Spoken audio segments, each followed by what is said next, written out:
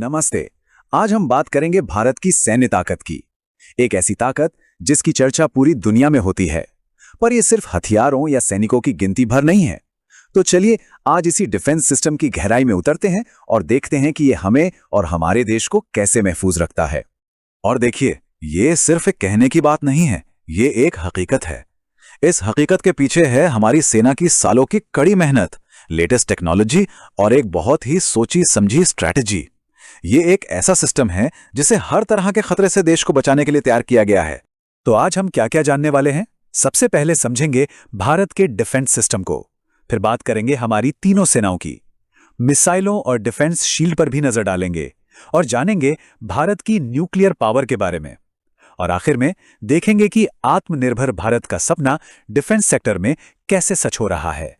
तो चलिए शुरू करते हैं पहले टॉपिक से। देखिए, किसी भी फौज की असली ताकत उसके लीडरशिप और ऑर्गेनाइजेशन में होती है।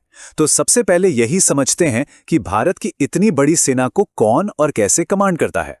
अच्छा, तो इसका स्ट्रक्चर कुछ ऐसा है। सबसे ऊपर सुप्रीम कमांडर होते हैं भारत के राष्ट्रपति, फिर आता है रक्षा मंत्रालय जो सारी मैनेजमेंट और पॉलिसीज देखता है, और फिर एक बहुत ही इंपॉर्टेंट पोस्ट है चीफ ऑफ डिफेंस स्टाफ यानी सीडीएस। इनका काम है आर्मी, नेवी और एयरफोर्स के बीच तालमेल बिठाना ताकि तीनों एक टीम की तरह काम कर सकें। अब आते हैं उन तीन पिलर्स पर जो जमीन, आसमान और समंदर में 24 घंटे देश की रक्षा करते हैं। ये हमारी नेशनल सिक्योरिटी की रीढ़ की हड्डी हैं। सिंपल शब्दों में कहें तो आर्मी जमीन संभालती है, एयरफोर्स आसमान और नेवी समंदर। लेकिन बात सिर्फ इतनी ही नहीं है। ये तीनों सिर्फ अपने अपने डोमेन में काम नहीं करते, बल्कि मिलकर एक ऐसा मजबूत सुरक्षा घेरा बनाते हैं जिसे तोड़ना किसी भी दुश्मन के लिए नामुमकिन जैसा है। सबसे पहले बात इंडियन आर्मी की। जानते हैं, ये दुनिया की दूसरी सबसे बड़ी स्टैंडिंग आर्मी है।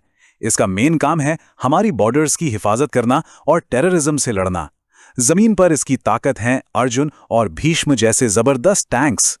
और हां, हमारे पैरा एसएफ, इनका नाम दुनिया के बेस्ट स्पेशल फोर्सेस में आता है। चलिए अब आसमान के सिकंदरों की बात करते हैं। Indian Air Force, Rafale, Sukhoi 30 MKI जैसे फाइटर जेट्स के साथ हमारी एयरफोर्स दुश्मन के घर में घुसकर मार करने की काबिलियत रखती है। और इसकी एक खास ताकत है एवाक्स। इन्हें आसमान में हमारी आंखें भी कह सकते हैं, जो सैकड़ों किलोमीटर दूर से ही दुश्मन पर नजर रखती हैं। और अब इंडियन नेवी, जो इंडियन ओशन रीजन में हमारी ताकत का सबसे बड़ा सिंबल है। INS विक्रांत जैसे एयरक्राफ्ट कैरियर को देखिए। ये सिर्फ एक जहाज नहीं, बल्कि समंदर पर तैरता हुआ एक पूरा का पूरा एयरबेस है। और पानी के नीचे गहराइयों में INS अरिहंत जैसी न्यूक्लियर सबमरीन्स हमारी ताकत को एक अलग ही लेवल पर ले जाती हैं। तो आर्मी, नेवी और एयरफोर्स की ताकत तो हमने देख ली, लेकिन वो क्या चीज है जो किसी भी दुश्मन को हम पर हमला करने से पहले 100 बार सोचने पर मजबूर कर देती है? वो है हमारी मिसाइल टेक्नोलॉजी और हमारा एयर डिफेंस शील्ड, ICBM।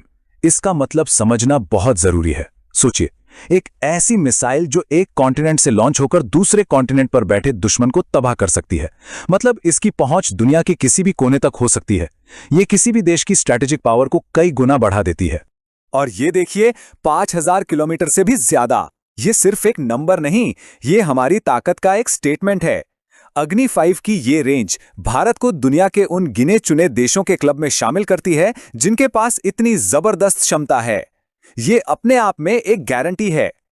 और फिर है ब्रह्मोस, दुनिया की सबसे तेज सुपरसोनिक क्रूज मिसाइल। इसकी रफ्तार आवाज से भी लगभग 3 गुना तेज है। मतलब जब तक दुश्मन को पता चले तब तक तो काम हो चुका होता है।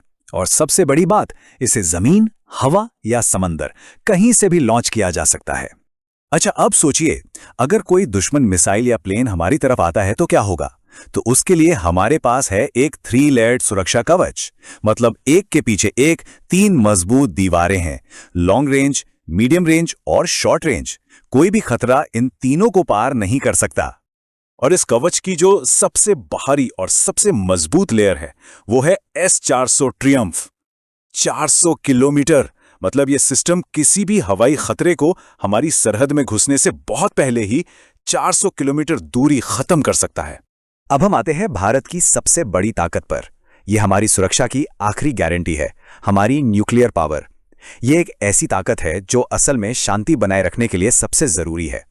यहाँ एक टर्म समझना बहुत जरूरी है, न्यूक्लियर ट्रायड। इसका सीधा सा मतलब है कि हम जमीन से, हवा से और पानी के अंदर से तीनों जगह से न्यूक्लियर हमला कर सकते हैं। ये काबिलियत ये पक्का करती है कि किसी भी सूरत में जवाबी हमला करने की हमारी ताकत हमेशा बची रहे। और भारत के पास ये तीनों प्लेटफॉर्म्स मौजूद हैं। जमीन पर है अग्नि सीरीज की मिसाइलें, हवा में हमारे फाइटर बॉम्बर्स और समंदर की गहराइयों में है INS अरिहंत सबमरीन। ये तीनों मिलकर भारत के न्यूक्लियर ट्रायड को पूरा करते हैं। लेकिन इतनी बड़ी ताकत होने के बाद भी भारत की पॉलिसी बिल्कुल साफ है, नो फर्स्ट यूज। मतलब हम कभी भी परमाणु हथियारों का इस्तेमाल पहले नहीं करेंगे। ये पॉलिसी दुनिया को दिखाती है कि भारत एक कितनी जिम्मेदार न्यूक्लियर पावर है। तो भारत के पास आज दुनिया के कुछ बेहतरीन हथियार तो हैं, लेकिन एक बड़ा सवाल था, क्या हम हमेशा हथियारों के लिए दूसरे देशों पर ही डिपेंडेंट रहेंगे? जवाब था नहीं।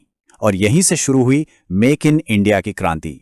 और ये देखिए, ये लिस्ट मेक इन इंडिया की कामयाबी की कहानी कहती है।